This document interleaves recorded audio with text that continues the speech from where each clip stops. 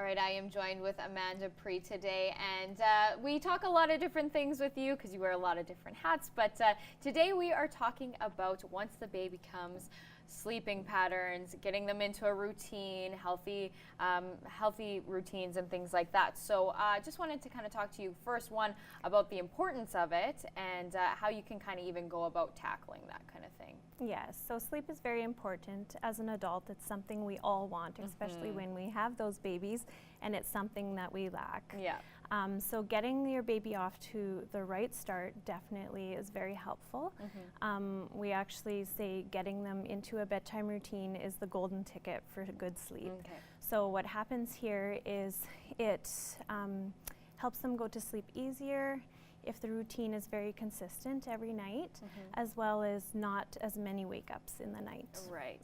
And can you give me an example of like a routine that tends to work out? Is it usually like a bath, or like when you eat? Like what are the kind of like set routines that you can kind of get them going on that path? For sure. Yeah. So we usually like to start with a bath. So a bedtime routine, we say, should take no longer than 30 minutes. Okay. That way we're not dealing with an overtired child, Yeah. right? And timing is really key as well. So we don't want them to be too overtired or too undertired, because that can allot to a lot of crying in an infant. So we start with a bath. It doesn't have to be a wild bath, just a nice, calm, relaxing bath. A little massage with some lotion is always great to add in there as well.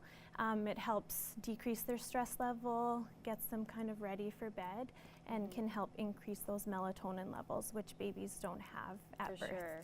And then we go into putting on pajamas, a sleep sack, getting them comfy and cozy, then going to a little story, a song, a feed, and then into the crib. Awesome. And that starts you, when do you kind of want to start that routine, kind of right at the start? Yeah, Okay. so with new moms, you're kind of trying to figure it all out in the first couple of weeks, but sure. once you're kind of ready, you'll know, like you just kind of start into a routine. So with a newborn baby, you want to look at bedtime between 9 and 11. Okay. Around the 4-month mark, then we can start to bump bedtime back to about 7:30 to 8:30. Okay. Okay, so yeah, and I was going to ask you, does the kind of, as the baby gets older, does the routine kind of change timing-wise? Can you kind of drop things out, or is it kind of the best way to just kind of keep it consistent up until which age, basically, would you kind of keep that going? I say keep the bedtime routine pretty consistent until you need to drop the timing back. And you'll know as your baby gets older, they'll need more awake time. That way we can back bedtime up, as well as the feed might change around the 3 and 4 month mark. Right.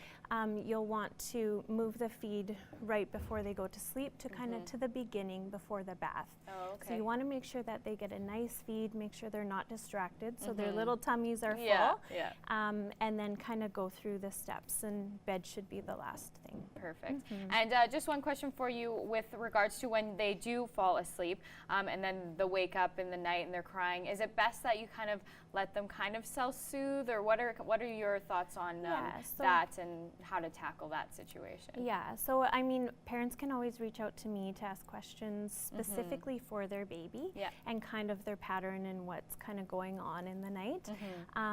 But to just kind of give them a few minutes, because in the beginning babies are really noisy and sometimes they don't need us to respond, and we do.